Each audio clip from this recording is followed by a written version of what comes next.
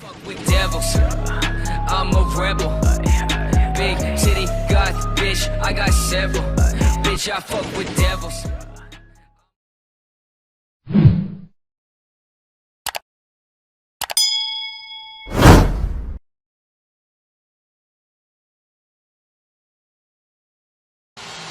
The pace of the game has been up-tempo. Unfortunately, we are not getting great shooting. Right now, Detroit is shooting 38%, San Antonio 40. The advantage for San Antonio has been the bench production of Barry and Ori. They have 10 points to only 2 for McDyess and the Detroit bench. Detroit inbounds to start the second quarter.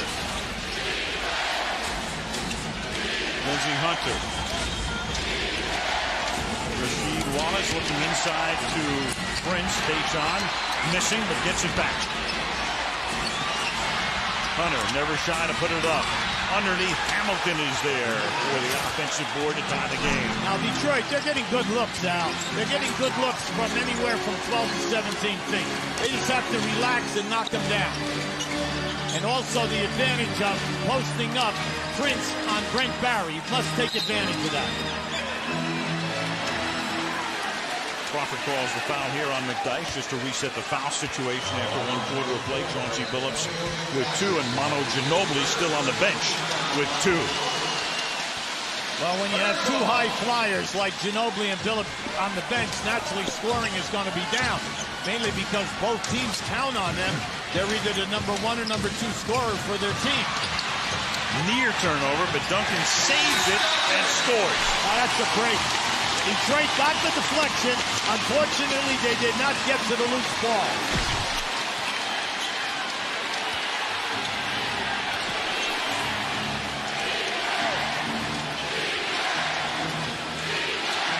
Prince cuts inside. Hamilton will lay it off for McDyess. Hamilton tries to find room, does, and he puts it in to tie it at 20. That was just a great head fake.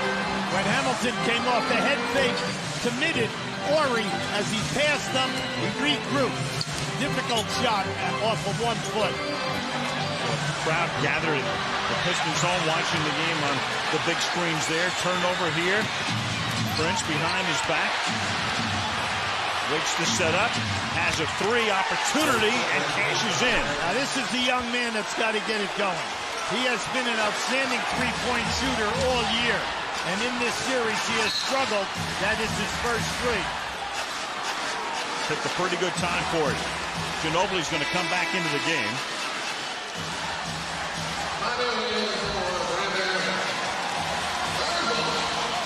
Samana with 2 fouls.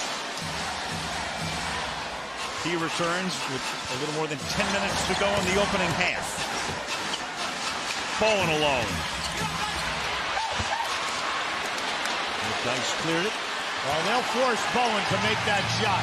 And they will continue to double team with his man helping out in the lane until Bowen hits a few so that then they'll have to honor him. Hamilton works it over to Prince. Again, Tayshaun missing this time. Bowen off the glass.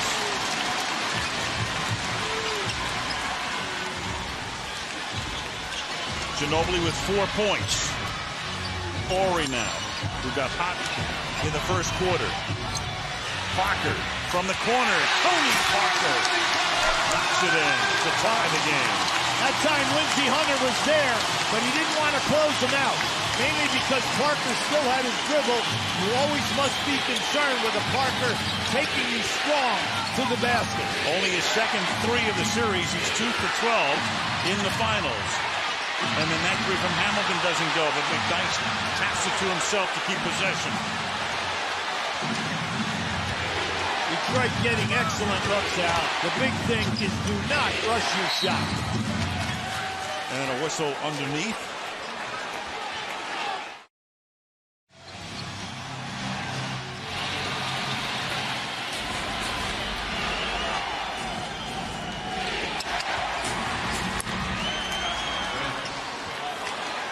Tayshaun Prince knocks that in. That's the value of your point guard being back in the game. It was easy to hit Prince on a pass away from the defender. He made that look easy. It was all set up by a beautiful pass by Billups. Pistons by 2. Duncan to tie it up. Now, McDyess was upset with himself. He thought that he was going to be able to block that shot. Nice move by Timmy, taking it right into the face of the defender. Chauncey Billups has spent a lot of time on the bench with those 2 fouls.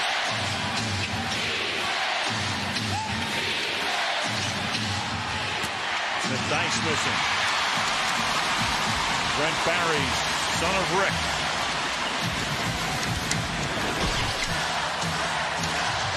Horry off the bench with 8. Duncan a like figure.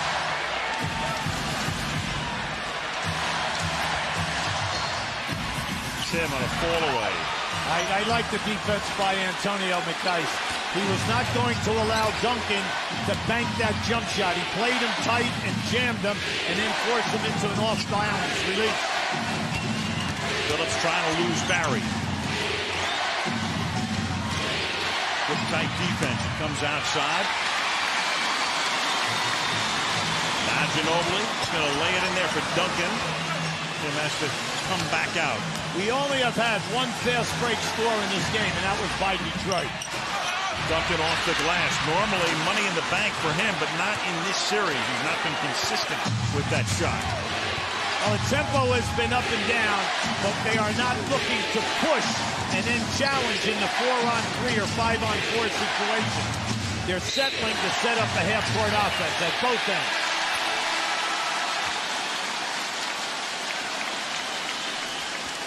Foul call here, and it is the second on Antonio McDyess. Right now, with Parker coming back in the game, they move Ginobili to the small forward position. You have Parker and Barry in the backcourt. Hamilton will get a brief rest. Hunter back into the game for Larry Brown. 6.5 left in the half.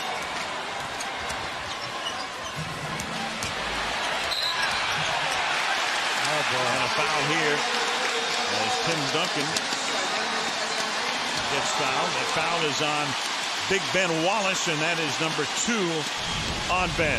Now just keep an eye down inside. See, Ben has been able to get quite a few deflections once Duncan makes the catch, or as soon as he puts the ball down on the ground. The main thing right now is the game is being called very close, and you must pick your spots. And then there's contact outside, and Ginobili, and that was unfortunate, gets fouled, and Wallace is slow in getting up. Yeah, Rasheed Wallace was trying to make a move in covering ground. See, watch, he's going to step out here right now, but it gets right there with the left leg, trips Ginobili, and that's a stinger. Rasheed's up, but that's 2 on him. He got into foul trouble the other night and ended the game with 5 fouls, and was the star down the stretch for Detroit in Game 6.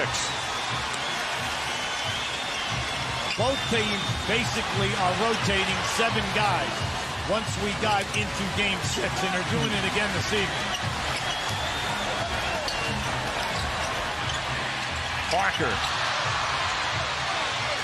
Yeah, this is not, as Joey Crawford looks, and it's going to be called a jump ball. Crawford checking things out with Eddie Rush. Well, in my opinion, I thought it was off Detroit. Yeah, that's a good call. Yeah, just keep it right. Ginobili. Yeah, at the last second. They're going to take it into the middle.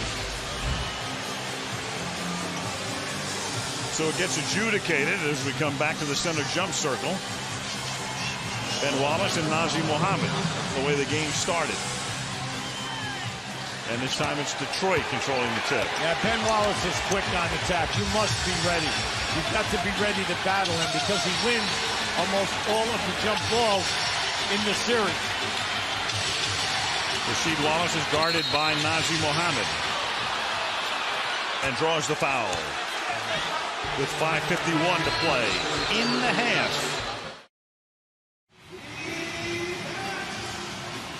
The now they have an opportunity here. They meet in Game 7, and the game is tied with 5:40 to go. The game has been very choppy, Al, mainly because both teams are struggling shooting a decent percentage, and then also they're only getting one look at the basket.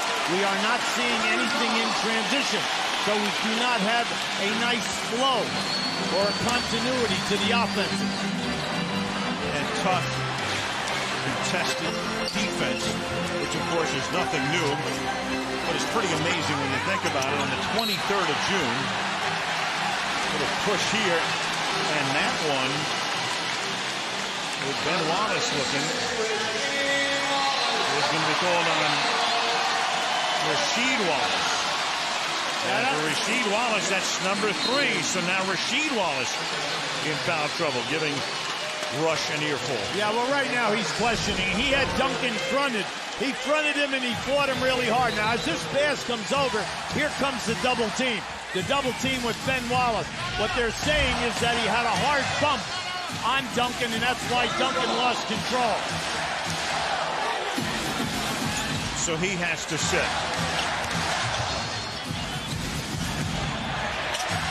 Tony Parker.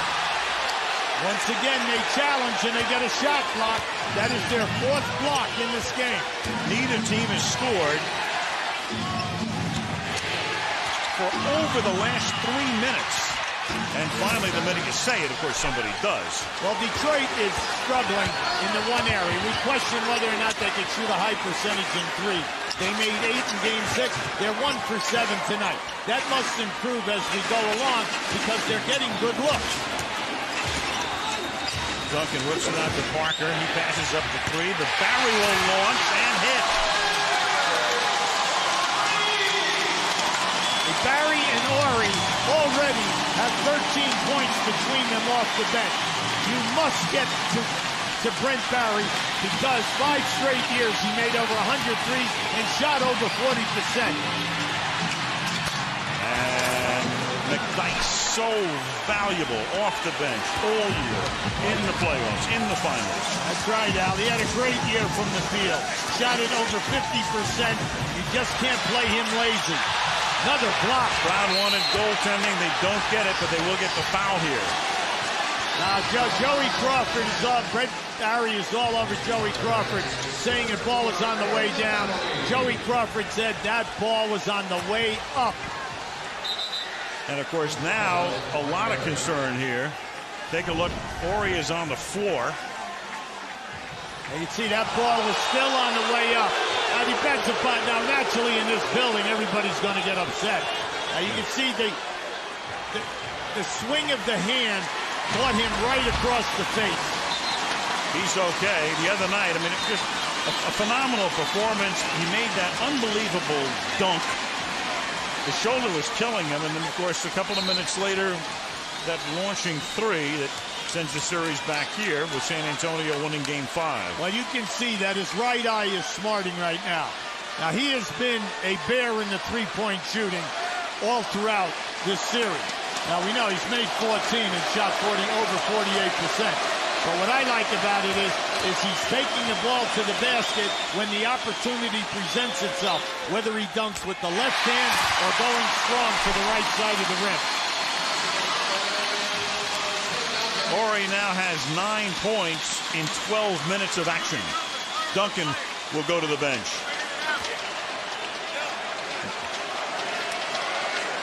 Ori is the only guy on either team who has been to the foul line tonight. And with the game being called as close as it is, that's like a rare stat. Oh. Very. A lot of crazy stuff in this series. Yes.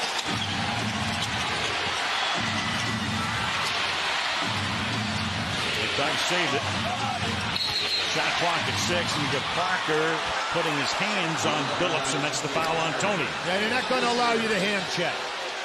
Never mind.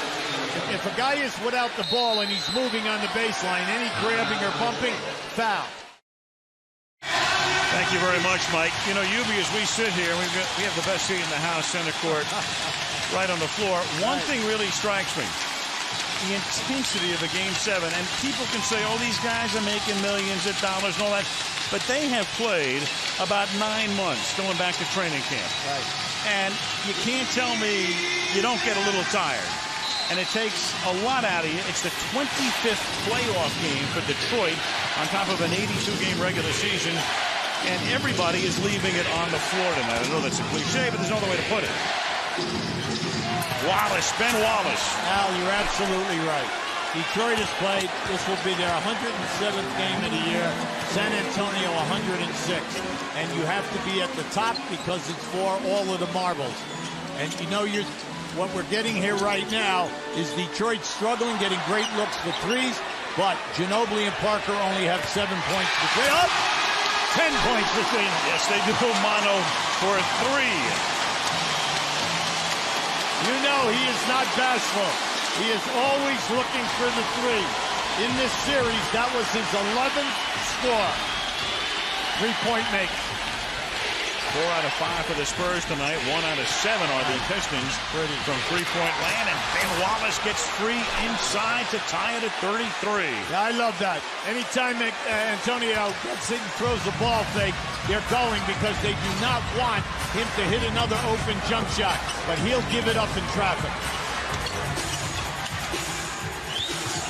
Bowen from about 8 feet, and the Admiral salutes that one. His old ball club has the lead by 2.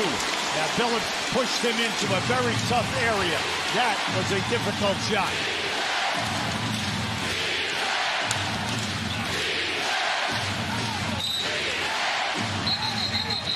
Whistle as the pass comes into McDyess. Yeah, McDyess was working very hard to post up Muhammad on that possession. They were looking to go for him right down inside low. And the foul is on Muhammad. That is his second. Duncan returns to the game. Yeah, Duncan is on McDyess. Wallace is on Ori. Or Ori is on Ben Wallace. Duncan is on McDyess. Ticking down to 2 minutes. Yeah, he wants to back down Parker here. And then he lays it off underneath, and Big Ben is getting free for those jams. When Chauncey Billups turns the corner on a screen and he gets down, the defense, you can count on it. It's going to rotate to him. But Chauncey will give it up to the big man who's open. Ben Wallace, Defensive Player of the Year, has 12 points in the game to lead all scorers. That's that same shot that Bowen had on the other side. He made it look easy, but that is a very difficult angle. Hamilton. A little too strong. Good call underneath. Good call. Loose ball foul. They had that one out all the way over the top of Billups. Kid Rockin from Detroit. Both teams now in the penalty. So go to the line for the rest of the half, which right now has 86 seconds remaining.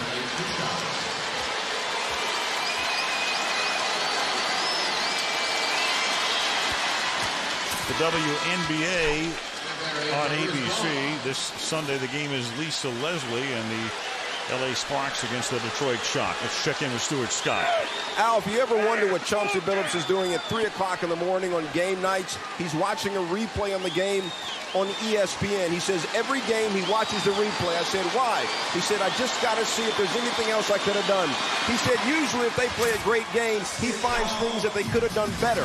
If they play a bad game, he says, I usually see that we didn't play as bad as I thought we did. I said, what does your wife think about it? He said, she understands. She usually wake up about 4 o'clock in the morning. She'll see me, roll her eyes, and just go back to bed. She knows me. Now, Parker drives to the basket. Why doesn't he get TiVo and get some sleep? Watch it at 8 in the morning. Then maybe Parker will get going right now. That one opened up for him. He was too quick for Campbell down in the painted area. Final minute of the opening half. Nice. Beautiful inside, and this time Hunter does get the bounce. That was a beautiful pass by Elton Campbell and a great backdoor change of direction by Hunter. And now you got another foul call here, and this one is on Lindsey Hunter, prone to picking up fouls, sometimes in bunches. That's the second on him. Well, you would try not to foul, especially when you are out at least 35 to 40 feet from the basket. You're trying not to have the contact, mainly because you don't want to send a guy to the foul line at this juncture. You want them to try to shoot and make the basket, because both teams are struggling with low shooting percentages at this juncture in the game. You got Parker in the game, and Larry Brown thinking about foul trouble. He has Ronald Dupree, who's barely played in postseason in the game. He also has Eldon Campbell in the game. Campbell has played sparingly. Campbell has not been in this series at all, but with 43.7, Larry does not want to risk that extra foul. Right, he's trying to protect his front court guys and also Phillips. He does not want to have Phillips pick up his third here. And Devin Brown has come in for Popovich for the first time of the game. That's Brown defensively on Prince. Kept back up, cleared by Barry. Once again, Duncan with an intimidation there. He changed the direction of that shot. We're in a situation where the home team feels, yeah, we're shooting 40%, but we're at home. We're getting great production from the bench. Things will get going in the second half. Ginobili and Parker will get it going. If you're Detroit, you're saying to yourself, hey, we are in great shape no matter what happens on this last possession. We're struggling 1 for 7 from the threes. We're shooting a low percentage, but we're getting the shot blocks. We're forcing turnovers, and we're getting good looks at the basket. Another timeout is called. You know, at the risk of sounding like a shill, because we said it the other night, beauty, again, is in the eye of the beholder. This is not Phoenix against Dallas. It's rough, and it's tough, and it's a little like the NFL right now. But you've got two teams playing one game for the championship, and it may not have been a high-scoring first half, but a pretty fascinating one in its own right. Well, you have the two top defensive teams that we have in the league. They are both in the top 3 in 5 of the toughest defensive categories. Plus, they anchor it with outstanding shot blocking at both ends. So they erase an awful lot of easy opportunities that most teams would get in a different setting. Well put.